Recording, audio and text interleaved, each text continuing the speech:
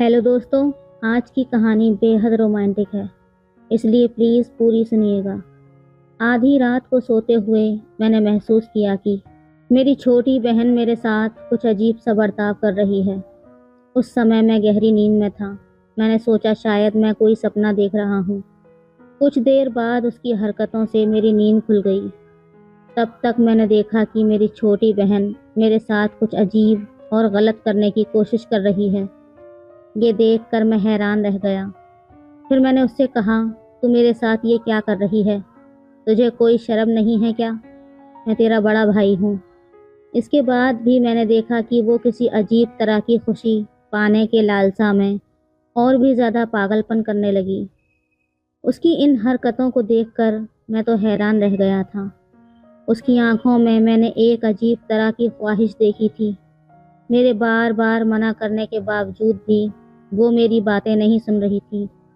वो मेरी छोटी बहन होकर भी किसी खास आनंद की खोज में और ज़्यादा बेकाबू हो गई। दोस्तों, जो कुछ उसने मेरे साथ किया उसे सुनकर तो आपके भी होश उड़ जाएंगे। हेलो दोस्तों, स्वागत है आप सभी का हमारी एक और रोमांचक कहानी में। उम्मीद करती हूँ आपको ये कहानी बेहद पसंद आएगी। मेरा नाम अमन है और मेरी उम्र 25 साल है। मैंने अपनी पढ़ाई पूरी करके एक प्राइवेट कंपनी में नौकरी करना शुरू कर दिया था। मेरा घर मेरठ में है, लेकिन मैं हैदराबाद में रहता हूँ। मेरे परिवार में मेरे माता पिता और मेरी छोटी बहन जूलिया है। उसकी उम्र अभी सिर्फ 17 साल है और वो इस साल 12वीं की परीक्षा देगी। पापा किराना की दुकान चलाते हैं और माँ हाउसवाइफ है। अब असली बात पर आते हैं। सामने दशहरा की छुट्टियाँ थीं, इसलिए मैंने घर जाने की तैयारी की। सबके लिए शॉपिंग की, खासकर अपनी प्यारी बहन जूलिया के लिए। 3-4 पीस एक से बढ़कर एक खूबसूरत लहंगा खरीदा। मम्मी के लिए साड़ियाँ और पापा के लिए अच्छे अच्छे कुर्ते और पजामे। शॉपिंग के बाद ट्रेन की टिकट पहले से बुक थी, इसलिए दशहरा स्टार्ट होने से 2 दिन पहले घर के लिए निकल गया था। 2 साल बाद मैं अपने घर जा रहा था, क्योंकि नौकरी ज्वाइन करने के बाद घर जाना हुआ ही नहीं था। इसलिए सबके लिए कुछ न कुछ खरीदा था, खासकर अपनी प्यारी बहन के लिए। आखिरकार मैं अपने घर पहुंच गया। हमारे गांव तक पहुंचने में मुझे काफ़ी देर हो गई थी। गांव में हमारा घर काफ़ी अंदर था, इसलिए रात के 1 बजे तक पहुंच पाया। घर पहुंचा तो देखा सब लोग सो चुके थे। तब मैंने माँ को उठाया, फिर उनसे थोड़ी देर बातचीत करके खाना खाकर मैं भी सो गया। काफ़ी रात हो चुकी थी, इसलिए जूलिया को मैंने नहीं जगाया था। सुबह जब 5 बजे मेरी छोटी बहन जूलिया ने मुझे जगाना शुरू किया, तब कमरे का दरवाज़ा खुला था, इसलिए वो पास आकर मुझे जगाने लगी और गिफ्ट के बारे में पूछने लगी। मैं नींद भरी आंखों से कह रहा था, अभी तू जा, अभी मुझे सोने दे। लेकिन उसे अभी चाहिए था, इसलिए उसने मेरे ऊपर की चादर खींच ली। मैं हड़बड़ाकर उठा और देखा कि मेरी तो हालत ख़राब थी। मुझे बहुत शर्मिंदगी महसूस हुई और दूसरी तरफ वो मुझे इस हालत में देखकर हंस रही थी। मैं जल्दी से उठकर बैठ गया और उसे अच्छे से देखा, मानो मैं उसे पहचान नहीं पा रहा हूँ। इन 2 साल में वो इतनी बड़ी हो गई थी कि बिल्कुल अनजान सी लग रही थी। उसका रूप और सौंदर्य जैसे छलक रहा था। इतने दिनों बाद मैंने अपनी प्यारी बहन को देखा तो ऐसा लगा जैसे कोई अनजान परी मेरे घर आई हो। तभी उसकी आवाज़ से मेरा ध्यान टूटा। जूलिया ने कहा, भैया क्या देख रहे हो इस तरह से, जैसे मुझे कभी देखा ही नहीं है। मैंने कहा, हाँ सच में तू तो बहुत बड़ी हो गई है, तुझे पहचान ही नहीं पा रहा हूँ। तब जूलिया बोली, भैया मुझे बाद में दिल भर के देख लेना, पहले मेरे लिए क्या लाए हो वो निकालो। मैंने कहा, ओह दे तो रहा हूँ, और अलमारी से उसके कपड़े और कुछ मिठाइयाँ निकाल कर उसे दे दिया। वो बहुत खुश हो गई और उसी खुशी में मुझे एक अजीब तरीके से पकड़ लिया। उसके इस अजीब तरीके से पकड़ने पर मेरी हालत ख़राब होने लगी थी। थोड़ी देर बाद मैं बाथरूम में गया और फ्रेश हो गया। बाथरूम से निकलकर मैंने सुबह का नाश्ता किया। नाश्ता करने के बाद कमरे में बैठकर मोबाइल पर गेम खेल रहा था। तभी जूलिया आई और बोली, भैया दशहरा पर मुझे मंगलग्राम घाटी घुमाने ले चलो ना। मैंने कहा, ठीक है। चलेंगे। फिर दशहरा के शुरुआत दिन में हम भाई बहन मिलकर बहुत सारी मस्ती की। दशहरा के 8वें दिन को हम घूमने निकले। जूलिया ने कहा, कई दिनों से मंगल ग्राम नहीं गए हैं, चलो हम मंगल ग्राम चलते हैं। मैंने कहा, मंगल ग्राम तो बहुत दूर है, एक दिन में वापस आना मुश्किल होगा क्या? तभी जूलिया बोली, मुझे नहीं पता, मुझे तो बस जाना है। अगर ज़रूरत पड़ी तो हम होटल में एक रात रुक सकते हैं, इसमें क्या दिक्कत है, हम तो अपने भाई बहन हैं ना। प्लीज़ भैया मना मत करना। मैंने कहा, ठीक है, अगर तुझे जाना है तो चल। मेरी छोटी बहन जूलिया बहुत चालाक है, उसने चालाकी से मम्मी को भी मना लिया। फिर अगले दिन हम दोनों भाई बहन मंगल ग्राम के लिए निकल पड़े। सफ़र करते करते दोपहर हो गई। वहाँ पहुँचकर हमें पहले रहने की व्यवस्था करनी थी, क्योंकि वहाँ से दिन में वापस आना मुमकिन नहीं था। हम दोनों ने मिलकर होटल ढूंढना शुरू कर दिया। आखिरकार हमें एक कमरा मिला, वो भी सिंगल। दशहरा की छुट्टियों में हर जगह भीड़ थी, इसलिए सिंगल रूम ही लेना पड़ा। फिर हमने अपना बैग रखा और कुछ देर आराम करने के बाद घूमने निकल पड़े। जूलिया ने ऐसे कपड़े पहने हुए थे जिसे देखकर सभी उसकी ओर देखते रह गए। मुझे बहुत गुस्सा आ रहा था, लेकिन मैं किसी से कुछ कह नहीं पा रहा था। तभी एक लड़का दूसरे से कह रहा था, देखा वो मजनू कैसे चीज़ लेकर घूम रहा है, उसकी किस्मत कितनी अच्छी है। ये सुनकर मुझे बहुत गुस्सा आया और मैं उनके पास जाने लगा, लेकिन मेरी बहन जूलिया ने मुझे रोक दिया। फिर हमने बहुत मज़े किए और सारा दिन घूमने के बाद शाम को होटल लौट आए। फिर हमने कमरे में जाकर फ्रेश होकर दोबारा टहलने के लिए निकलने का फैसला किया। हमारे साथ पास के कमरे में एक नवविवाहित पति पत्नी भी थे, जिन्होंने हमें टहलने के लिए बुलाया था। जूलिया ने हाँ में जवाब दिया। उन्होंने कहा, हम भी बाहर जा रहे हैं, चलिए साथ में चलते हैं। यहाँ ज़्यादा लोगों के बीच में अकेले घूमना ठीक नहीं लगता। हम लोग मान गए और फिर उनसे बातचीत करते हुए हमारा परिचय हुआ। लड़के का नाम मुकेश था और लड़की का नाम पूजा था। तभी अचानक पूजा बोल पड़ी, आप दोनों की जोड़ी तो बहुत अच्छी लग रही है। मैं तो हैरान रह गया, समझ नहीं आया क्या कहूँ। तभी मेरी बहन जूलिया ने कहा, आप दोनों की भी जोड़ी बहुत अच्छी लग रही है, कितने महीने हो गए आपकी शादी को? तब मुकेश ने कहा, अभी 3 महीने ही हुए हैं। फिर मुकेश ने पूछा, आपकी शादी को कितने दिन हुए हैं? मैं कुछ कहने ही जा रहा था, तभी मेरी छोटी बहन जूलिया बोल पड़ी, अभी तो सिर्फ कुछ ही दिन हुए हैं। मैं तो जैसे आसमान से गिर पड़ा था कि मेरी बहन ये सब क्या कह रही है। तब मुकेश ने कहा, तो फिर आप लोग बिल्कुल सही समय पर हनीमून के लिए आए हैं, लेकिन हमें थोड़ी देर हो गई। दरअसल ऑफिस से छुट्टी मैनेज करते करते 3 महीने गुजर गए। इसके बाद पूजा ने पूछा, आपकी लव मैरिज है या अरेंज मैरिज? तब मेरी बहन जूलिया ने कहा, लव मैरिज। इधर मुझे गुस्से से पसीना आ रहा था और उधर मेरी बहन जूलिया मजाक करने पर तुली हुई थी। चलते चलते रात के 9 बज गए और हम सब फिर से होटल लौट आए। खाना पीना करने के बाद हम सोने के लिए अपने अपने कमरे में जा रहे थे।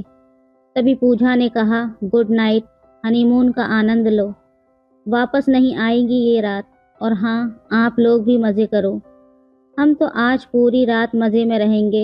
इतना कहकर वो अपने कमरे में चले गए।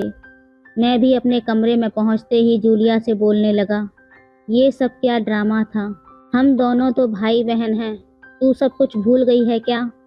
जूलिया बोली, भैया क्या करूं? उन्होंने इस तरह से बात शुरू की कि मुझे समझ में ही नहीं आया कि क्या जवाब दूं। सोचा 2-4 बातें करके अलग हो जाऊंगी, पर अब तो इतनी बड़ी बात हो गई कि कहने का मौका ही नहीं मिला। अब क्या किया जाए, यहाँ तो हम एक दिन के लिए ही हैं, तो हम पति पत्नी बनकर ही रह लेते हैं। मैंने कहा, मतलब तू क्या कह रही है? तब जूलिया बोली, अरे भैया, मैं तो सच में आपको अपना पति नहीं बना रही हूँ ना, बस एक्टिंग करने के लिए कह रही हूँ उनके सामने। मैंने कहा, ओह, तो आखिर मैं अपनी सगी बहन का पति बनना पड़ेगा? ठीक है, आज से तू मेरी पत्नी। जूलिया ने कहा, क्या भैया, तुम क्या कह रहे हो? मैं एक्टिंग की बात कर रही हूँ, असल में थोड़ी ना कह रही हूँ। मैंने कहा, ठीक है, बहुत रात हो चुकी है, अब सो जा, कल एक्टिंग करेंगे। फिर हम दोनों लोग सो गए। जब रात गुजरी तो रात में गहरी नींद में मुझे महसूस हुआ कि मेरी छोटी बहन मेरे साथ कुछ अजीब हरकतें कर रही है। मैं नींद में था, सोच रहा था शायद सपना देख रहा हूँ। कुछ देर बाद उसकी उन हरकतों की वजह से मेरी आंख खुल गई। मैंने देखा कि मेरी छोटी बहन मेरे साथ कुछ गलत करने की कोशिश कर रही है। मैं तो ये सब देखकर हैरान रह गया।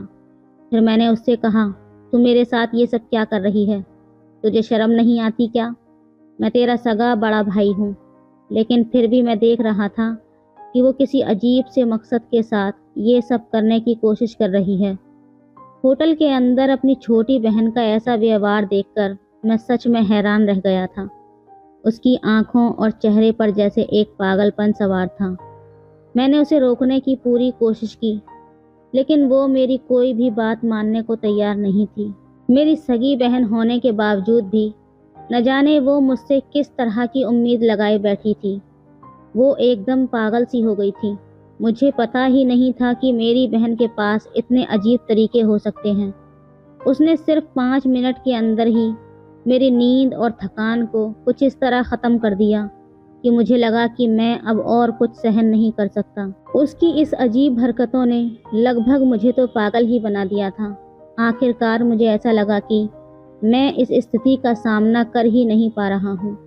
तब मेरे मन में सिर्फ एक ही इच्छा थी, उस लड़की को अपना बना लेने की जो मेरे पास थी। लेकिन वो लड़की मेरी अपनी बहन थी, ये बात मेरे दिमाग में बिल्कुल भी नहीं रही। ऐसे समय में इंसान को कुछ भी समझ नहीं आता। मेरा भी वही हाल हुआ। मुझे ऐसा लग रहा था जैसे मेरे पास आग जल रही हो और उसकी तपिश से मेरा पूरा शरीर टूट रहा हो। मेरा शरीर बार बार कांपने लगा और मैं भी अनजाने में उस सुख की तलाश में अपनी बहन के साथ ताल मिलाने लगा। उसे तो जैसे लगा कि उसके हाथों में स्वर्ग आ गया हो। तब मुझे लगा कि जो होगा सो होगा, अब इस मुश्किल समय का सामना करना ही पड़ेगा। मुझे अपनी छोटी बहन के आगे हार माननी नहीं थी। फिर भी मैंने अपनी पूरी जी जान लगा दी। हालांकि मेरी बहन मुझसे करीब 9 साल छोटी थी। पहले तो मुझे लगा कि वो मुझसे तालमेल नहीं बैठा पाएगी, लेकिन जो मैंने देखा उससे तो मैं दंग रह गया। लगभग 3 से 4 घंटे तक लगातार प्रदर्शन करने के बावजूद वो ज़रा भी नहीं थकी। करीब 4 घंटे बाद ऐसा लगा जैसे हम किसी सपनों की दुनिया से लौटकर फिर से धरती पर आ गए हों। तब तक रात काफ़ी हो चुकी थी, इसलिए हम लोग सो गए। रात के उस अजीब हादसे के बाद मैं सुबह जागा तो मेरे मन में घबराहट और एक अजीब सा डर था। मैंने सोचा कि क्या सच में कल रात जो हुआ वो एक सपना था। लेकिन मेरे आसपास का माहौल और जूलिया का व्यवहार मुझे और उलझन में डाल रहा था। वो बिना किसी परवाह के सामान्य बर्ताव कर रही थी, जैसे कुछ हुआ ही न हो। उसने मेरी ओर देखा और कहा, भैया आज फिर वही सब ड्रामा करना पड़ेगा ताकि हम लोगों पर शक न हो। मैं कुछ कहने के लिए शब्द ढूंढ ही रहा था कि तभी दरवाजे पर दस्तक हुई। पूजा और मुकेश हमें नाश्ते के लिए बुलाने आए थे। मैंने जूलिया की ओर देखा तो वो फिर उसी नाटक के मूड में थी, जैसे कुछ भी गलत नहीं हुआ हो। हमें उनके सामने दिखाना था कि हम एक नवविवाहित जोड़ा हैं। मन में कई सवाल उठ रहे थे। क्या ये सब सही था? क्या ये सिर्फ एक खेल था या कुछ ज़्यादा गहराई में जा चुका था? उसके बाद दिन भर होटल में उनके साथ बिताया, लेकिन मेरा ध्यान बार बार उस रात पर जा रहा था। अंदर से मैं अपने आप से लड़ रहा था, परंतु जूलिया एकदम सामान्य थी। मुझे लगने लगा था कि हमें ये नाटक ख़त्म करना होगा, वरना चीज़ें और भी उलझ जाएंगी। शाम को मैं जूलिया के पास गया और उससे गंभीरता से कहा, अब बस बहुत हो गया। ये सब जितना जल्दी ख़त्म हो उतना ही अच्छा होगा। हमें इस फर्जी रिश्ते को और आगे नहीं खींचना चाहिए। तब जूलिया थोड़ी देर के लिए चुप रही। फिर उसने कहा, भैया मुझे पता है कि मैंने जो किया है वो गलत था। उस वक्त मैं नहीं समझ पाई कि मैं क्या कर रही हूँ, लेकिन अब हमें इसे ख़त्म करना चाहिए। तब मैंने राहत की सांस ली और हामी भरी। उस रात हमने फैसला किया कि अगली सुबह हम पूजा और मुकेश को सब सच बता देंगे, भले ही वो कुछ भी सोचें। अब और झूठ नहीं चल सकता। अगले दिन नाश्ते के समय हमने सबके सामने सच्चाई बताई। वो लोग हैरान थे। लेकिन धीरे धीरे बात को समझ गए। मुकेश ने हल्के से कहा, यार हमें लगा तुम लोग सीरियस हो, पर ये तो मजाक निकला। तब जूलिया ने भी हंसते हुए कहा, अच्छा है कि समय रहते सच बता दिया, नहीं तो बाद में और बड़ा मसला बन सकता था। फिर हमने सभी से माफ़ी मांगी और बाकी के दिन साधारण तरीके से बिताए। वापस लौटते वक्त जूलिया और मैं, हम दोनों समझ गए थे कि इस घटना ने हमें बहुत कुछ सिखाया था। हम दोनों ने फैसला किया कि अब कभी भी ऐसी हरकतों में नहीं पड़ेंगे। जैसे ही हम घर लौटे, मैंने एक नई शुरुआत की कोशिश की। हमें रिश्तों की मर्यादा का एहसास हो चुका था और ये घटना हमें हमेशा याद रहेगी, एक सबक की तरह। तो दोस्तों, ये कहानी मेरी ज़िंदगी की एक ऐसी घटना है, शायद आप इसे सच मानने में हिचकिचाएं, लेकिन ये एक हकीकत है। इस दुनिया में कई बार ऐसी घटनाएं घटती हैं जो सुनने में अजीब लगती हैं, पर वो सच होती हैं।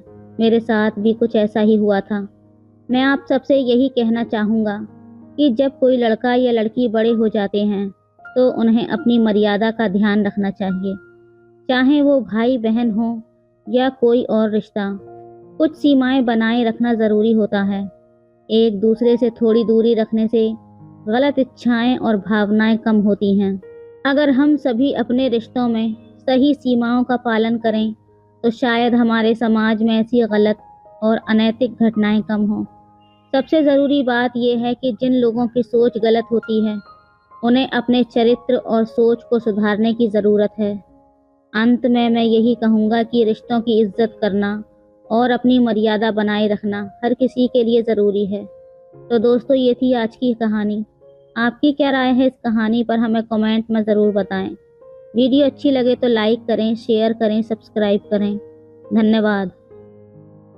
दोस्तों, आज की कहानी सास और जमाई पर आधारित है, इसलिए प्लीज़ पूरी सुनिएगा। जब भी मेरे दामाद और मेरी बेटी के कमरे से आवाज़ आती तो मैं बेचैन हो उठती। मेरा दिल मचलने लगता। मैं धीरे धीरे कदमों के साथ उनके कमरे के दरवाजे पर जाती और वो सब कुछ सुनने की कोशिश करती। उन दोनों की रोमांटिक बातें सुनकर मेरे हाथ बेकाबू होने लगते, मेरी उंगली थिरकने लगती। दरअसल मैं एक विधवा औरत थी, इसलिए बेटी की शादी के बाद दामाद ने मुझे अपने घर पर ही बुला लिया था। लेकिन एक दिन मेरी चोरी पकड़ी गई। मेरे दामाद ने मुझे वो सब करते देख लिया। तब मेरे दामाद ने मेरी बेटी को ड्यूटी पर भेजा और कहने लगा, माँ जी, आपको दामाद नहीं हीरा मिला है। आप चिंता न कीजिए, मैं आपकी सारी ख्वाहिशों को पूरा करूँगा। ऐसा कहकर उसने मुझे 3 दिन तक। हेलो दोस्तों, स्वागत है आप सभी का हमारी एक और रोमांचक कहानी में। उम्मीद करती हूँ आपको ये कहानी बेहद पसंद आएगी। मेरा नाम मीनाक्षी है और मैं मुंबई में रहती हूँ। इससे पहले मैं गाज़ियाबाद में रहती थी। मैं आज आपको अपने खुद की वो सब करने की कहानी सुनाने जा रही हूँ। पहले मैं अपने बारे में आपको बता देती हूँ। मेरी उम्र 40 साल है और मेरी एक बेटी भी है जिसका नाम जोया है। अभी वो 20 साल की है। मैंने उसकी शादी कर दी आज से 6 महीने पहले। शादी करने का कारण ये था कि मेरे पति नहीं हैं। उनका अब देहांत हो चुका है रोड एक्सीडेंट में, आज से 5 साल पहले। तो मैंने सोचा कि आजकल का युग ख़राब है, जवान बेटी घर में है, कोई गार्जियन भी नहीं है, तो अपनी बेटी का रिश्ता किसी जानकार के द्वारा कर दिया। लड़का इंजीनियर था, दिल्ली में रहता था, तो बात बन गई। क्योंकि लड़का अकेला था, मुझे लगा कि इससे बढ़िया रिश्ता कोई और हो ही नहीं सकता। शादी हो गई और मेरी बेटी दिल्ली चली गई। करीब 2 महीने बाद मेरी बेटी और दामाद का फ़ोन आया कि माँ जी, आप अकेले क्या करोगी, हमारे पास दिल्ली ही आप आ जाओ। मुझे अच्छा लगा क्योंकि मेरा दामाद बेटे की तरह व्यवहार करता था और मुझे बुलाया। मैं चली गई उनकी बात सुनकर। अपनी बेटी और दामाद को देखकर मैं काफ़ी खुश थी क्योंकि उन दोनों को किसी भी तरह से कोई दिक्कत नहीं थी और एक माँ को चाहिए ही क्या था। तो दोस्तों, मैं भी अपने सारे दुख सुख भूल गई और खुशी खुशी रहने लगी। मेरा दामाद एक दिन बोला, माँ जी, आप विधवा की तरह मत रहा करो, आप अपनी लाइफ को एंजॉय करो, जो होना था सो हो गया, ये ज़िंदगी दोबारा नहीं आती, तो आपको अपनी ज़िंदगी को खूब अच्छी तरह से एंजॉय करना चाहिए। तब मैंने कहा, मैं कर तो रही हूँ। तो मेरा दामाद बोला कि पहले तो अपने ये रूप रंग को अच्छी तरह से ठीक करो। एक काम करना, आज शाम को तैयार रहना। आज मैं ऑफिस से 4 बजे ही आ जाऊँगा। उसके बाद मैं आपको पार्लर लेकर जाऊँगा। वो 4 बजे आ गया और हम तीनों पार्लर चले गए। वहाँ जाकर उसने मेरा मेकओवर कराया। फिर मॉल से मेरे लिए अच्छी अच्छी वेस्टर्न ड्रेसें खरीदी, कैपरी, टी शर्ट, शॉर्ट्स। मैं भी बहुत खुश थी। दरअसल मेरा दामाद बहुत ही हाई फाई सोसाइटी में रहता था। वो दोनों मेरे चेहरे को देखकर कह रहे थे कि मम्मी जी, आप तो 25-26 साल की लड़की लग रही हो। ये बात सच है कि मैं बहुत जवान दिखने लगी थी, क्योंकि मैंने अपनी बॉडी पर हमेशा ध्यान दिया था, ऊपर से नहीं अंदर से। यानी कि मेरा शरीर एक परफेक्ट शेप में है। गोरा रंग होने के बावजूद मेरे नैन नक्श तीखे थे, और फिक्र का तो पूछो ही मत। फिर मैं भी उन लोगों में ही रस बस गई और खुश रहने लगी। मैं अपनी बेटी की बड़ी बहन की तरह दिखती थी, ऐसा सारे लोग कहते थे। बस रात में ही तन्हाई होती थी, क्योंकि मुझे अपने दूसरे कमरे से मेरी बेटी और दामाद की आवाज़ें आती थीं। मेरी बेटी दामाद जी से कहती थी, जानू ज़्यादा शोर मत करो वरना मम्मी सुन लेगी। तब मेरा दामाद कहता था, कोई बात नहीं, अगर माँ जी सुनती हैं तो सुनने दो, उन्होंने भी तो शादी के बाद यही सब किया होगा ना। अपनी बेटी और दामाद की रोमांटिक भरी बातें सुन सुनकर मैं अपने कमरे में ही तड़पती रहती थी। कुछ दिन तक तो ऐसा ही चलता रहा। मैं वासना की आग में जलने लगी। अब तो मैं रोज़ रोज़ उनके कमरे के पास चली जाती, जब वो दोनों रात में अपने बिस्तर पर होते थे, और मैं वहीं खड़े खड़े ही उनकी बातों को सुनती। उन दोनों की बातें सुनकर मेरा दिल बेकाबू हो जाया करता। मेरे हाथ बेकाबू होने लगते, मेरी उंगलियां थिरकने लगती। मैं जानती थी कि ये सब गलत है, लेकिन मैं कर भी क्या सकती थी। फिर एक दिन मेरी बेटी को सरकारी जॉब का जॉइनिंग लेटर आया तो हम लोग बहुत खुश हो गए। मुझे भी लगा कि सारी खुशियां मिल गईं, पर एक दिक्कत थी कि मेरी बेटी बोली कि मुझे 20-25 दिन के लिए ट्रेनिंग पर जाना है, वो भी मुंबई हेड क्वार्टर। हम दोनों को यही चिंता थी कि अकेली लड़की कैसे रहेगी, पर वो कहने लगी, आप लोग चिंता ना करो, सिर्फ 20 दिन की ही तो बात है, फिर पोस्टिंग तो दिल्ली में ही है, और मेरे साथ 2 और लड़कियां और हैं जो कि मेरे साथ ही जा रही हैं। हम तीनों साथ ही रहेंगे। तो मुझे और दामाद जी को थोड़ी सी तसल्ली हो गई, और थोड़े दिन बाद ही वो मुंबई चली गई 20 दिन के लिए। दोस्तों में दिन भर बोर होती रहती थी। शाम को दामाद जी आते, फिर वो मुझे बाहर घुमाने ले जाते, और मैक्सिमम टाइम हम दोनों बाहर खाना खाते, और हफ्ते में 2 दिन तो मूवी देखते। सच बताऊं दोस्तों, मुझे लगा ही नहीं कि वो मेरा दामाद है। हम दोनों साथ साथ रहते और दोस्त की तरह बात करते, पर रात को हम दोनों अलग अलग रहते। तीसरे दिन ही दामाद जी बोले, मम्मी जी, जब हम लोग अच्छे दोस्त की तरह रहते हैं तो ये रात को अलग अलग क्यों रहते हैं। मैंने कहा, कुछ तो मर्यादा होती है। तो दामाद जी कहने लगे, मैंने पहले ही आपको बोला था ना कि ज़िंदगी को एंजॉय करो।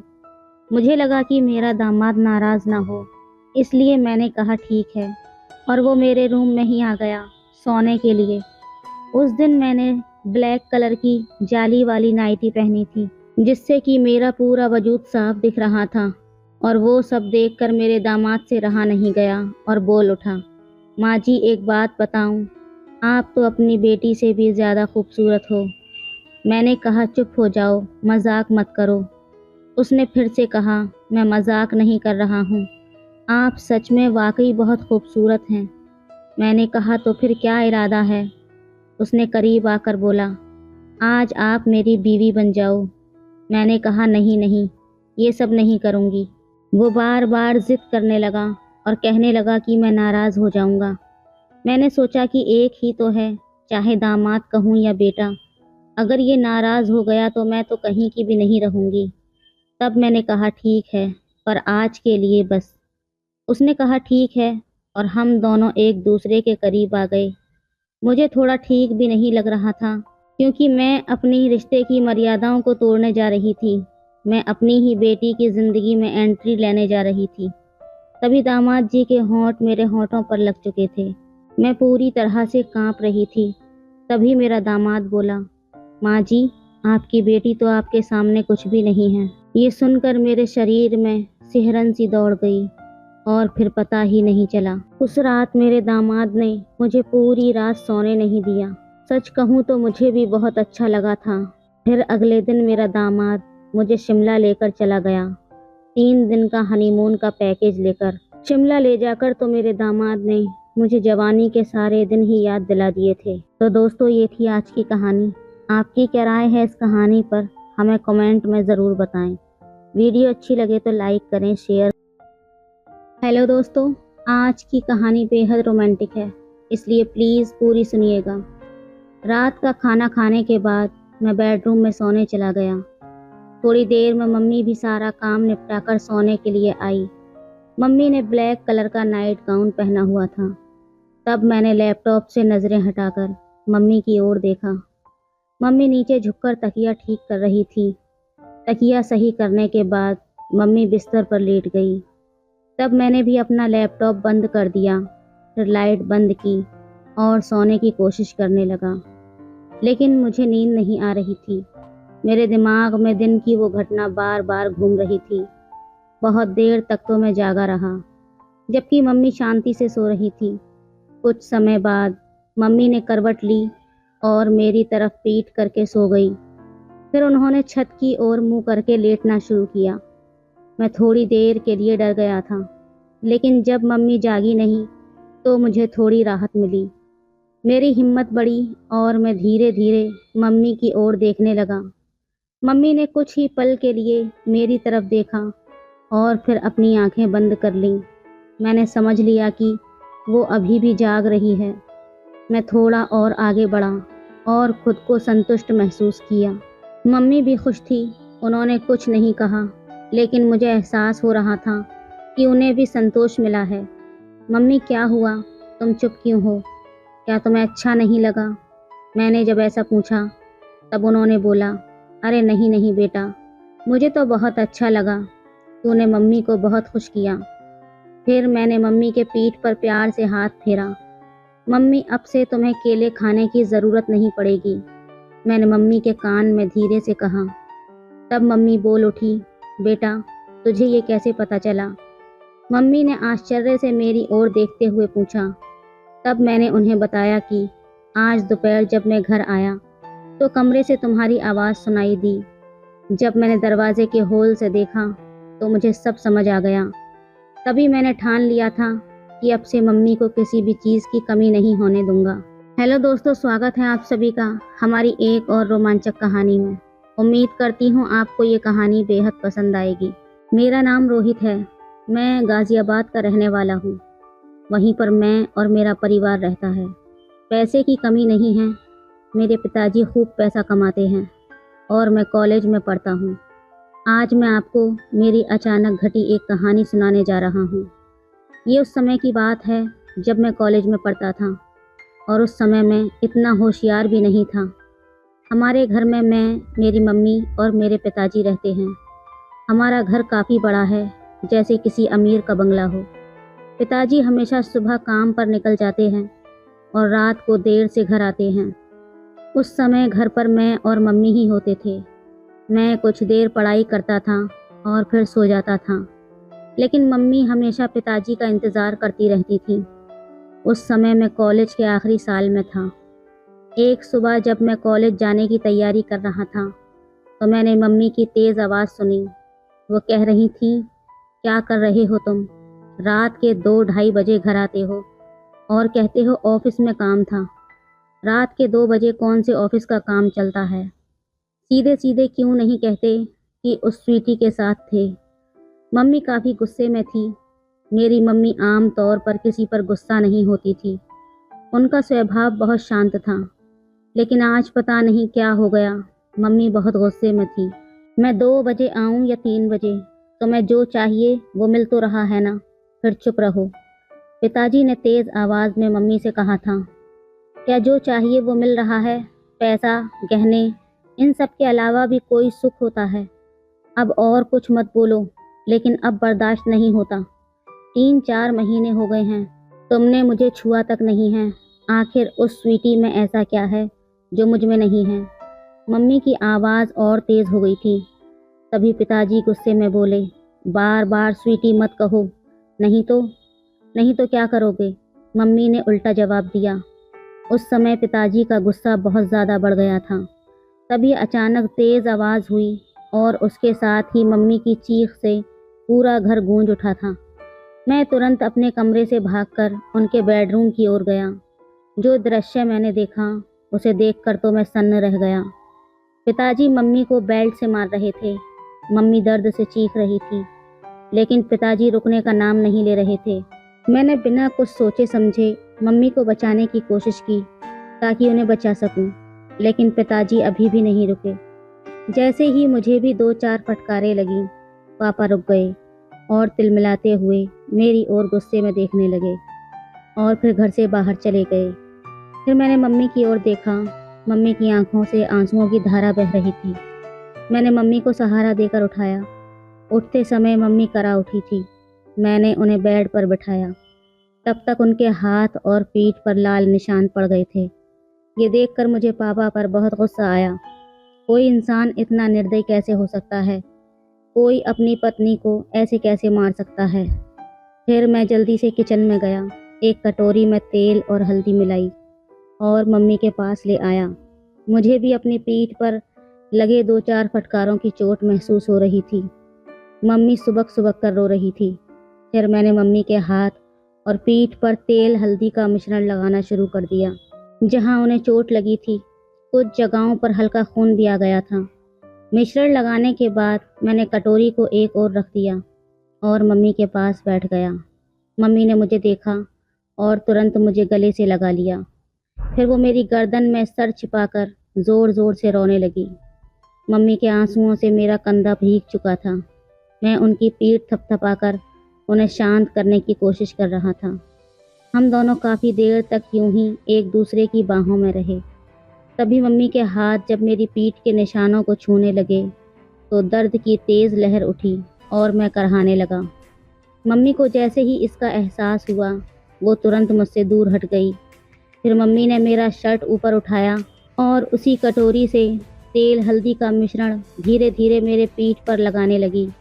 लगाते समय भी वो सुबक रही थी। तू क्यों मेरे बीच में आया? बेवजह तुझे मार पड़ी, मम्मी ने ऐसा कहा। फिर मैंने उनसे कहा, मम्मी तुम्हारे लिए अगर मेरी जान भी चली जाती तो मुझे कोई दुख नहीं होता, लेकिन उन्होंने तुम्हें क्यों मारा? जब मैंने ये पूछा तब मम्मी मेरी ओर देखते हुए बोली, तुझे बताऊं या ना बताऊं, ऐसा सोच रही हूँ। छोड़ पर अब तुझे ये सब जान लेना ही चाहिए। पिछले 2 साल से तेरे पापा ऑफिस की एक लड़की के चक्कर में हैं। रात को देर से आते हैं और मेरा तो जैसे कोई अस्तित्व ही नहीं है उनके लिए। और मुझे ये बताते हुए भी शर्म आ रही है कि पिछले कई महीनों से उन्होंने मुझे छुआ तक नहीं है। कई बार तो मन करता है कि अपनी जान दे दूं, पर मेरे बाद तेरा क्या होगा, ये सोचकर मैंने ऐसा कदम नहीं उठाया। पर सच में अब इस ज़िंदगी से थक चुकी हूँ। अब मैंने तय कर लिया है, एक ही घर में रहूँगी, लेकिन उनसे कोई भी संबंध नहीं रखूँगी। मम्मी की ये बातें सुनकर मैं सोच में पड़ गया। इतनी खूबसूरत, सुशिक्षित और समझदार मम्मी होने के बावजूद पापा किसी दूसरी औरत के चक्कर में कैसे पड़ गए। मन ही मन मैंने पापा के इस कर्म को दोषी ठहराया। मम्मी वाकई बहुत सुंदर थी। सुंदर चेहरा, नाजुक नैन नक्श, गुलाबी होंठ, गोरा रंग, वो एकदम किसी चित्र में बनाई गई देवी की तरह दिखती थी। फिर भी पिताजी को उनकी सुंदरता क्यों नहीं दिखती? उस दिन के बाद से मम्मी ने पापा से बात करना बंद कर दिया। वो मेरे कमरे में मेरे पास ही सोने लगी थी। पापा महीने में घर का सारा सामान भरवा देते थे और टीवी के पास वाली दराज में 8-10 हज़ार रुपये रख जाते थे। अब तो पापा घर पर खाना भी नहीं खाते थे। वो उस औरत के घर से ही खाकर आते थे और कभी कभी घर आते भी नहीं थे। धीरे धीरे ऐसे ही 2 साल और बीत गए। तब मैं कॉलेज की पढ़ाई पूरी कर चुका था और एक आईटी कंपनी में काम करने लगा था और अब मैं 25 साल का हो गया था। रोज़ का व्यायाम और अच्छा खान पान करने की वजह से मेरी सेहत भी अच्छी हो गई थी। अब तो पापा महीने में 2-3 बार ही घर आते थे। मुझसे भी कम ही बात करते थे। हालांकि मम्मी अब उस सदमे से उभर चुकी थी, लेकिन उनके चेहरे पर हमेशा उदासी छाई रहती थी। मैंने उन्हें कभी हंसते हुए नहीं देखा था। ये देखकर मुझे बहुत बुरा लगता था। जब मैं नौकरी पर गया तो कंपनी ने मुझे लैपटॉप दिया, इसलिए मैंने घर पर इंटरनेट कनेक्शन भी लगवा लिया। बचपन से मम्मी के साथ रहने के कारण मेरे पास ज़्यादा दोस्त नहीं थे। मम्मी ही मेरे सबसे करीबी दोस्त थी। शाम के समय जब मैं काम से घर लौटता तो फ्रेश होकर चाय पीता और फिर बेडरूम में जाकर लैपटॉप पर इंटरनेट चलाता। ये मेरा समय बिताने का ज़रिया बन गया था। उस वक्त की उम्र के कारण मैं इंटरनेट पर तरह तरह फिल्में देखता रहता था, लेकिन मुझे सबसे ज़्यादा माँ और बेटे के बीच की फिल्में पसंद आने लगी थीं। धीरे धीरे मेरी नज़रें मम्मी को देखने के तरीके में भी बदलाव आने लगा था। एक दिन सोमवार का दिन था। रात के करीब 9 बजे होंगे। अचानक पापा घर आए। हमारा घर मम्मी के नाम पर था। पापा मम्मी से कहने लगे कि घर उनके नाम कर दो। तब मम्मी ने इनकार कर दिया। तब पापा उन्हें बहुत बुरा भला कहने लगे। मम्मी चुपचाप सुनती रही। तभी पापा ने मम्मी के गाल पर जोरदार थप्पड़ मारा। ये देखकर अब मेरा खून खौल उठा था। पापा दूसरा थप्पड़ मारने ही वाले थे, तभी मैंने उनका हाथ पकड़ लिया और कहा, पापा अब बहुत हो गया, ये तमाशा बहुत हो चुका है, अब और नहीं सहन कर सकता। आज से इस घर में कदम रखा तो इसका अंजाम अच्छा नहीं होगा। फिर मम्मी ने भी गुस्से में पापा को खूब डांटा। पापा मम्मी की जोर से डांटने पर अचानक रुक गए और मेरे ताकतवर शरीर को देखकर वहां से चले गए। फिर मैंने दरवाज़ा बंद कर दिया और मम्मी के पास चला गया। मम्मी ने मुझे आंसुओं से भरी आंखों से देखा और दौड़ते हुए आईं। फिर मुझे गले से लगा लिया और फूट फूट कर रोने लगी। मैंने भी मम्मी को सीने से लगा लिया। मम्मी हिचकियाँ लेकर रो रही थी और बोल रही थी, ठीक किया बेटे, इस आदमी की यही औकात है। आज के बाद अगर ये घर में दोबारा ना आया तो अच्छा ही है। मैंने कहा अब इस घर में उसके आने की हिम्मत नहीं होगी, और अगर आ भी गया तो मैं उसे छोड़ूंगा नहीं, मैंने गुस्से में मम्मी से कहा। फिर मम्मी ने चिंतित होते हुए कहा, रोहित बेटा, मत उलझ इस आदमी से। अगर तुझे कुछ हो गया तो मैं किसके सहारे रहूंगी। फिर मैंने भावुक होकर बोला, तू चिंता मत कर मम्मी, उस समय मेरे पास नौकरी नहीं थी, इसलिए हम मजबूर थे, लेकिन अब मेरे पास अच्छी नौकरी है। तू चिंता मत कर, मैं तुझे कभी कुछ नहीं होने दूंगा, मैंने मम्मी को भरोसा दिलाते हुए कहा। फिर एक दिन मैं दोपहर में काम से घर वापस आया। मैंने अपनी चाबी से दरवाज़ा खोला और अंदर आ गया। तभी मुझे एक अजीब आवाज़ सुनाई दी। मैं बेडरूम के दरवाजे के पास गया। तब दरवाज़ा अंदर से बंद था। मैंने दरवाजे के हॉल से अंदर झांका और देखा कि मम्मी अंदर कुछ कर रही थी। जो नज़ारा मैंने देखा उसे देखकर मैं चौंक गया। लगभग 10 मिनट तक मैं वही सब देखता रहा। थोड़ी देर बाद कमरे का माहौल एकदम से शांत हो गया। फिर मैं दरवाजे से हट गया और धीरे से बाहर बरामदे का दरवाज़ा खोला। फिर ज़ोर से कहा, मम्मी मैं आ गया हूँ, तुम कहाँ पर हो। ये कहते हुए मैंने अपने हाथ में पकड़ा बैग सोफे पर रख दिया और जूतों के फीते खोलने लगा। कुछ ही देर में मम्मी ने बेडरूम का दरवाज़ा खोला और बाहर आ गई। मुझे अचानक देखकर उनके चेहरे पर घबराहट और आश्चर्य के भाव थे। मैंने जल्दी से अपने जूते उतारे और बेडरूम में घुस गया। टेबल पर मुझे केले की प्लेट दिखाई दी। मैंने एक केला उठाया और खाने लगा। मम्मी मेरे पीछे पीछे आई। मैं जैसे ही केले को खाने वाला था, मम्मी कुछ बोलने ही वाली थी, लेकिन मैंने पहले ही केले को मुंह में रख लिया था। मम्मी हैरानी से मेरी ओर देख रही थी और मैं शांति से केला खा रहा था। केला थोड़ा कच्चा था, इसलिए पूरी तरह से मीठा नहीं था। मम्मी केले बहुत अच्छे हैं। और हैं क्या? मैंने केले खाते हुए मम्मी से पूछा। मम्मी ने कुछ जवाब दिया, लेकिन अपने मुंह में ही। लेकिन दोस्तों, मैं आपको बताती चलूं, उन केलों का स्वाद इतना अच्छा था कि कुछ मत पूछो। केले खाने के बाद मैं बाथरूम में जाकर फ्रेश हो गया और फिर कमरे में जाकर लैपटॉप खोल दिया। फिर मैं एक रोमांटिक मूवी देखने लगा। फिर रात को खाना खाने के बाद मैं बेडरूम में सोने चला गया। थोड़ी देर में मम्मी भी सारे काम निपटा कर सोने के लिए आई। मम्मी ने ब्लैक कलर का नाइट गाउन पहना हुआ था। तब मैंने लैपटॉप से नज़रें हटाकर मम्मी की तरफ देखा। मम्मी नीचे झुककर तकिया ठीक कर रही थी। तकिया सही करने के बाद मम्मी बिस्तर पर लेट गई। तब मैंने भी अपना लैपटॉप बंद कर दिया, फिर लाइट बंद की और सोने की कोशिश करने लगा, लेकिन मुझे नींद नहीं आ रही थी। मेरे दिमाग में दिन की वो घटना बार बार घूम रही थी। बहुत देर तक तो मैं जागता रहा, जबकि मम्मी शांति से सो रही थी। कुछ समय बाद मम्मी ने करवट बदली और मेरी तरफ पीठ करके सो गई। फिर उन्होंने छत की ओर मुंह करके लेटना शुरू किया। मैं थोड़ी देर के लिए डर गया, लेकिन जब मम्मी जागी नहीं तो मुझे थोड़ी राहत मिली। मेरी हिम्मत और बढ़ गई और मैं धीरे धीरे मम्मी की ओर देखने लगा। मम्मी ने कुछ ही पल के लिए मेरी ओर देखा और फिर अपनी आंखें बंद कर लीं। मैंने समझ लिया कि वो अभी भी जाग रही है। मैं थोड़ा और आगे बढ़ा और खुद को संतुष्ट महसूस किया। मम्मी भी खुश थी, उन्होंने कुछ नहीं कहा, लेकिन मुझे एहसास हो रहा था कि उन्हें भी संतोष मिला है। मम्मी क्या हुआ, तुम चुप क्यों हो? क्या तुम्हें अच्छा नहीं लगा? मैंने जब ऐसा पूछा तब उन्होंने कहा, नहीं नहीं बेटा, मुझे तो बहुत अच्छा लगा। तूने मम्मी को बहुत खुश किया। फिर मैंने मम्मी से बड़े प्यार से कहा, मम्मी अब से तुम्हें केले खाने की ज़रूरत नहीं पड़ेगी। मैंने मम्मी के कान में धीरे से कहा था। तब मम्मी बोल उठी, बेटा तुझे ये कैसे पता चला? मम्मी ने आश्चर्य से मेरी ओर देखते हुए पूछा। तब मैंने उन्हें बताया कि आज दोपहर जब मैं घर आया तो कमरे से तुम्हारी आवाज़ सुनाई दी। जब मैंने दरवाजे के हॉल से देखा तो मुझे सब समझ में आ गया।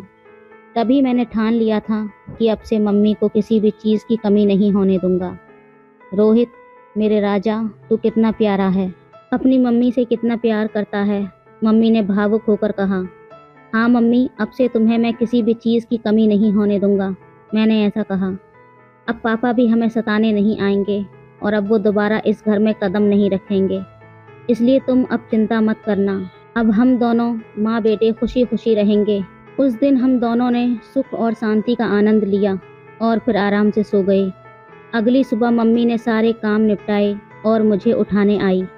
मैंने जल्दी से तैयार होकर चाय पी और हम दोनों गपशप करने लगे। तभी हमने देखा कि पापा अचानक से आकर हमारे सामने खड़े हो गए। तब मम्मी ने पापा से पूछा, अब क्या चाहिए तुम्हें? एक बार कह दिया कि हम ये घर नहीं देंगे तो फिर क्यों आए हो? पापा ने जवाब दिया, मुझे अब घर नहीं चाहिए, मैं बस यही बताने आया हूँ कि मैं अब दूसरी शादी करने जा रहा हूँ, तो मुझे तुमसे तलाक चाहिए। फिर मम्मी ने मेरी ओर देखा और पूछा, तुम्हारा क्या कहना है? मैंने कहा, मम्मी जो तुम्हें सही लगे वो करो, मैं तुम्हें किसी भी चीज़ की कमी नहीं होने दूंगा, मेरा भरोसा करो। मम्मी ने फिर पापा को तलाक के लिए हाँ कह दिया। दोपहर को मम्मी और पापा दोनों ऑफिस गए और अपने बाकी कानूनी काम निपटा कर लौटे। उसके बाद से पापा हमें कभी दिखाई नहीं दिए और हमने भी उन्हें कभी ढूंढने की कोशिश नहीं की। हम दोनों अब अपने घर में बहुत खुश थे और पापा भी अपनी सेक्रेटरी के साथ बहुत खुश थे। अब हम दोनों अकेले रहते हैं और अपने सुख दुख का ख्याल रखते हैं। ऐसे ही चलते चलते अब कई साल बीत चुके हैं। अब मम्मी मुझसे कहने लगी है कि अभी तेरा बहुत जीवन बाकी पड़ा है, तू किसी अच्छी लड़की को देख ले जिससे मैं तेरी शादी करा सकूं। और हाँ, शादी के बाद मुझे भूल मत जाना। मैंने हंसते हुए कहा, तुम्हें कैसे भूल सकता हूँ मम्मी, तुम तो मेरी मम्मी हो। फिर हम दोनों हंसने लगे। अगले कुछ महीनों तक हमारा जीवन बहुत शांति और खुशी से बीत रहा था। मम्मी और मैं अब तक एक दूसरे का ख्याल रखते आ रहे थे और एक दूसरे के साथ बहुत खुश थे। लेकिन मम्मी की बात मेरे दिमाग में अक्सर घूमती रहती थी। उन्होंने कहा था कि अब मुझे अपनी ज़िंदगी के बारे में सोचना चाहिए और किसी अच्छी लड़की से शादी कर लेनी चाहिए। मैंने इस बारे में गंभीरता से सोचना शुरू किया और एक दिन मम्मी से खुलकर बात की। मैंने उनसे कहा, मम्मी आपने सही कहा था, अब वक्त आ गया है कि मैं अपने जीवन के अगले पड़ाव की ओर बढ़ूं। मुझे लगता है कि अब मुझे भी किसी के साथ अपना जीवन बिताने की ज़रूरत है। मम्मी ने मेरे चेहरे की ओर देखा और प्यार से मुस्कुराई। फिर उन्होंने कहा, बिल्कुल बेटा, मैं हमेशा चाहती थी कि तू अपनी ज़िंदगी को खुशी और प्यार से भर ले। मैं तेरे लिए बहुत खुश हूँ। इसके बाद मम्मी ने मेरे लिए लड़की देखना शुरू कर दी। कुछ ही दिनों में मम्मी को एक अच्छा रिश्ता मिला। लड़की का नाम संजना था। संजना बहुत ही समझदार और संस्कारी लड़की थी। जब मैंने उससे पहली बार मुलाकात की तो मुझे ऐसा लगा जैसे मेरे जीवन का वो खालीपन भर गया हो। संजना और मैं जल्दी ही शादी के बंधन में बंध गए। शादी के बाद हमारा घर और भी खुशहाल हो गया। मम्मी, संजना और मैं एक परिवार की तरह रहने लगे। मम्मी को अब इस बात की खुशी थी कि उन्होंने मुझे अकेलेपन से बाहर निकालकर मेरे लिए एक नया जीवन शुरू करने में मदद की थी। समय बीतता गया और हमारा जीवन पहले से भी बेहतर होता चला गया। मम्मी अब पहले से ज़्यादा खुश रहती है और मुझे भी इस बात की तसल्ली थी कि मैंने उनका हर सपना पूरा कर दिया था। तो दोस्तों, ये थी आज की कहानी। आपकी क्या राय है इस कहानी पर हमें कमेंट में ज़रूर बताएं। वीडियो अच्छी लगे तो लाइक करें, शेयर करें, सब्सक्राइब करें। धन्यवाद। हेलो दोस्तों, आज की कहानी बेहद रोमांटिक है, इसलिए प्लीज़ पूरी सुनिएगा। मैंने दरवाज़ा आहिस्ता से खोला और अंदर झांक कर देखा। तब अंदर का नज़ारा देखकर मेरे होश उड़े थे। ऐसा लग रहा था जैसे कमरे में आग लगी हो। अंदर मेरे ताऊ जी अपने बिस्तर पर लेटे हुए थे और रज्जो रानी भी उनके बिस्तर पर लेटी थी। एक 60 साल का आदमी इस तरह से करेगा, वो भी अपनी 22 साल की कामवाली के साथ, ये तो मैंने कभी सपने में भी नहीं सोचा था। रज्जो रानी शादीशुदा थी, फिर भी वो मेरे ताऊ जी के साथ ऐसा कुछ कर सकती है, ये तो मेरी कल्पना से भी बाहर था। उस वक्त मेरे पति किसी काम से बाहर शहर गए थे। रात को सोने से पहले मैंने अपने ताऊ जी को दूध देने के लिए उनके कमरे में जाने का सोचा, लेकिन जैसे ही मैंने अंदर झांक कर देखा, वहाँ तो घमासान युद्ध चल रहा था। हेलो दोस्तों, स्वागत है आप सभी का हमारी एक और रोमांचक कहानी में। उम्मीद करती हूँ आपको ये कहानी बेहद पसंद आएगी। मेरा नाम दिव्या है और मैं बिहार से हूँ। मेरी उम्र 24 साल है और मेरी शादी हो चुकी है। अब मैं खुद को एक औरत ही मानती हूँ क्योंकि मेरी शादी हो चुकी है, लेकिन मेरे अंदर अभी भी एक युवती की चंचलता बाकी है। आज भी मैं बच्चों जैसी शरारतें शुरू कर देती हूँ। इसी वजह से चाहे मायका हो या ससुराल, मैं सबकी लाडली हूँ। मेरा मायका बहुत बड़ा है, लेकिन मेरा ससुराल छोटा और सिंपल है। ससुराल में सिर्फ मेरे पति और मेरे ससुर हैं। मेरे ससुर मेरे पति के सगे पिता नहीं हैं, बल्कि उनके ताऊ हैं। उनकी उम्र 60 साल है, लेकिन वो अभी भी बहुत तंदुरुस्त हैं। मेरे ससुर रिटायर्ड सरकारी टीचर हैं। उनकी शादी के कुछ साल बाद ही उनकी पत्नी का देहांत हो गया था। इसके बाद उन्होंने नौकरी से रिटायरमेंट ले लिया और दोबारा शादी नहीं की। उनके तो बच्चे भी नहीं हैं, इसलिए वे हमेशा अकेले ही रहे। उनका खर्च अब उनकी पेंशन और थोड़ी बहुत खेती की आमदनी से चलता है। ताऊ जी का जीवन बहुत नियमित है। वो सुबह शाम सैर करते हैं, दिन में टीवी देखते हैं या किताबें पढ़ते हैं। मेरे अपने सास ससुर अब दुनिया में नहीं हैं। मेरी शादी से पहले ही मेरी सास की मृत्यु हो चुकी थी और शादी के 1 साल बाद ससुर जी भी स्वर्ग सुधार गए। इसके बाद मेरे बड़े ससुर जी यानी कि मेरे पति के ताऊ जी हमारे साथ ही रहने लगे थे। मेरे ताऊ ससुर जी अपनी सेहत का बेहद ख्याल रखते थे। उनके बाल और मूछें भले ही आधे सफ़ेद हो गए हों, लेकिन वे अभी भी आकर्षक लगते हैं। मैंने कभी भी लड़कों से दोस्ती नहीं की थी। कॉलेज में भी मेरी इतनी सख्ती थी कि कोई लड़का मुझसे बात करने की हिम्मत नहीं कर पाता था। मेरी सहेलियों के बॉयफ्रेंड थे, उनके रोमांटिक किस्से सुनकर ही मैं खुश हो जाती थी। जब वो अपने बॉयफ्रेंड के बारे में बातें करती तो मैं चुपचाप सुनती रहती और मन ही मन सोचती कि काश ऐसा कुछ मेरे साथ भी हो। जैसे जैसे मैं बड़ी होती गई, मेरा रूप और भी ज़्यादा निखरता चला गया। मेरा शरीर भी बदलने लगा था और मैं दिखने में बेहद सुंदर लगने लगी थी। कई लड़कों ने मुझसे दोस्ती करने की कोशिश भी की थी, लेकिन मैंने किसी को हाँ नहीं की। शादी से पहले मुझे रोमांस का कोई ज़्यादा अनुभव नहीं था। मैंने जो कुछ देखा था वो सिर्फ फिल्मों में ही देखा था या थोड़ा बहुत मेरी सहेलियों से जानकारी मिली थी। कॉलेज के फाइनल ईयर में जाते जाते मेरा रिश्ता भी तय हो गया। मेरे पति दिखने में तो अच्छे थे, पहली ही मुलाकात में उन्होंने मुझे अपनेपन का एहसास दिलाया था। सगाई से शादी तक हम कई बार मिले, लेकिन उन्होंने कभी जल्दबाजी नहीं की। शादी के बाद मेरी ज़िंदगी में कई खूबसूरत और यादगार पल आए, लेकिन आज मैं आपको मेरे ताऊजी और रज्जो रानी के बारे में बताना चाहती हूँ। शादी के पहले साल में हम दोनों ने बहुत मज़े किए, लेकिन ये घटना मेरे लिए बहुत ही चौंकाने वाली थी। मेरे पति उस समय कम जिम्मेदारियों और कम काम के बोझ के कारण हर रोज़ समय पर घर आ जाते थे। वो एक कंपनी में सुपरवाइज़र थे और शाम के 6 बजे तक घर पहुंच जाते थे।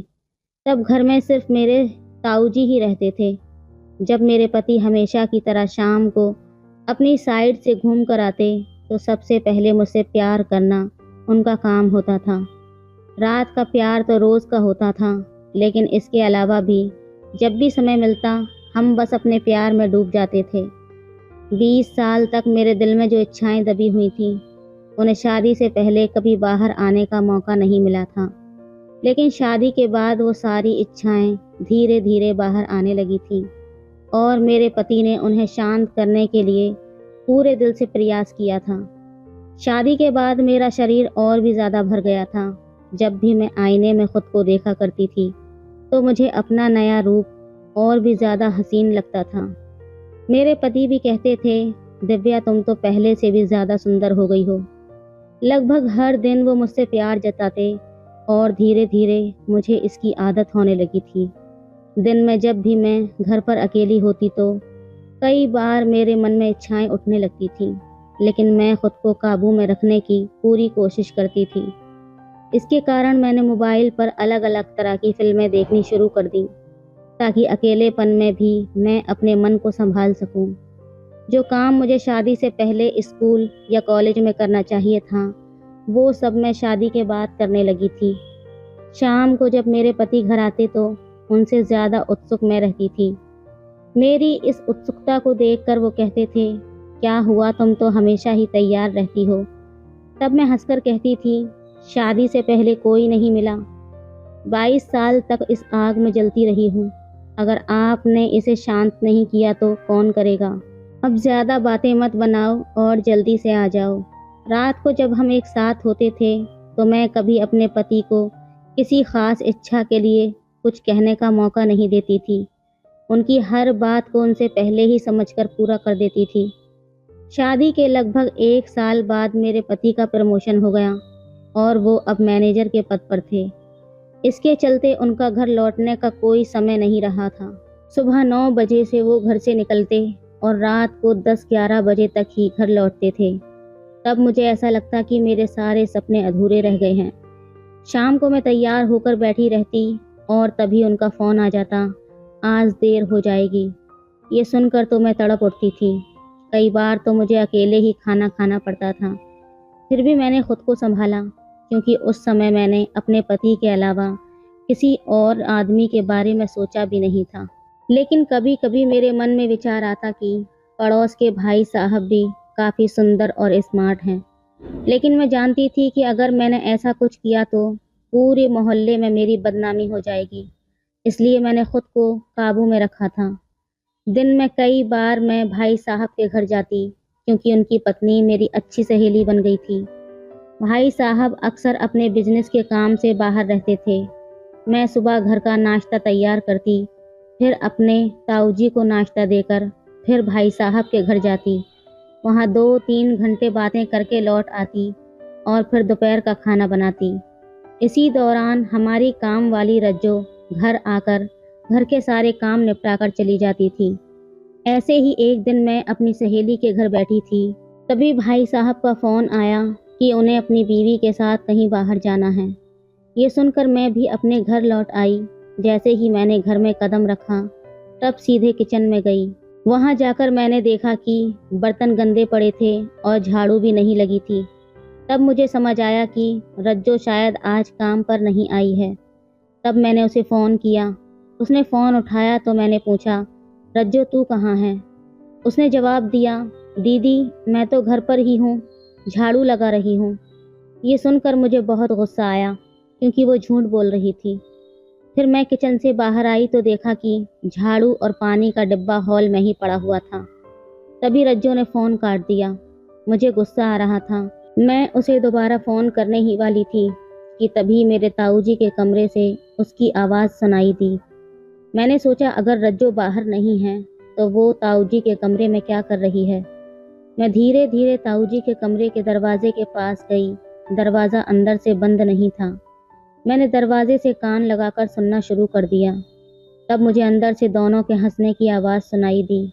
इससे पहले भी ताऊजी किसी से बात करते हुए दिखे थे, लेकिन आज उनकी हंसी कुछ अलग थी। मैंने धीरे धीरे दरवाज़ा हल्का सा खोला और अंदर झांक कर देखा। तब अंदर का नज़ारा देखकर तो मेरे होश उड़ गए थे। कमरे में तो मानो जैसे आग लगी हुई थी। तब मेरे ताऊजी अपने बिस्तर पर लेटे हुए थे और रज्जो भी उनके साथ बिस्तर पर मौजूद थी। उन दोनों की हालत देखकर तो मेरे पैरों तले ज़मीन खिसकी थी। मैं कमरे के बाहर खड़ी रहकर बस दादा पोती जैसे उम्र के लोगों का खेल देख रही थी। मैं खुद हमेशा प्यार की भूखी रहती थी। ऐसे में ये कैसे हो सकता था कि जो कुछ मैं देख रही थी उसका मुझ पर कोई असर ना पड़े। मैं ताऊजी को देख रही थी। इस उम्र में भी उनमें कितनी ऊर्जा थी। वो एकदम किसी जवान व्यक्ति की तरह व्यवहार कर रहे थे।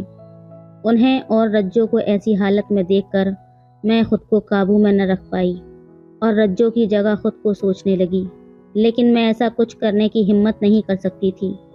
सच कहूँ तो मैंने पड़ोस के भाई साहब से अपने ताऊजी के बारे में कुछ बातें सुनी थी, लेकिन ताऊजी ने कभी मुझ पर बुरी नज़र नहीं डाली या मेरे साथ कोई गलत व्यवहार नहीं किया था। इसलिए मुझे कभी यकीन नहीं हुआ कि मेरे ताऊजी किसी गलत तरह के इंसान हैं। मैं खुद से सोचने लगी कि मेरे ताऊजी अकेले रहते हैं तो शायद भाई साहब ने उनके बारे में कोई अंदाज़ा लगाया होगा, लेकिन अब मेरी आंखों के सामने सब कुछ साफ हो गया था। एक 60 साल का आदमी ऐसी हरकत कर सकता है, वो भी 22 साल की काम वाली के साथ। रज्जो भले ही शादीशुदा थी, लेकिन वो दिखने में साफ सुथरी नहीं थी और हमेशा अस्त व्यस्त रहती थी। फिर ताऊजी ने उसे क्यों चुना? मैं कितनी सुंदर हूँ, फिर ताऊजी ने मुझे उस नज़र से क्यों नहीं देखा? ये सोच सोच कर मैं आग बबूला हो रही थी और खामोशी के साथ अपने कमरे में आ गई और सोच में पड़ गई। तब कमरे से हल्की हल्की आवाज़ें आ रही थीं और मैं अपने बिस्तर पर बैठकर कल्पनाओं में खोने लगी थी। ताऊजी और रज्जो के शांत होने से पहले ही मैं अपनी ही कल्पनाओं में डूब गई। फिर धीरे धीरे मैं बिस्तर पर बैठकर टीवी देखने लगी। करीब आधा घंटे बाद रज्जो ताऊजी के कमरे से बाहर आई और सफाई करने लगी।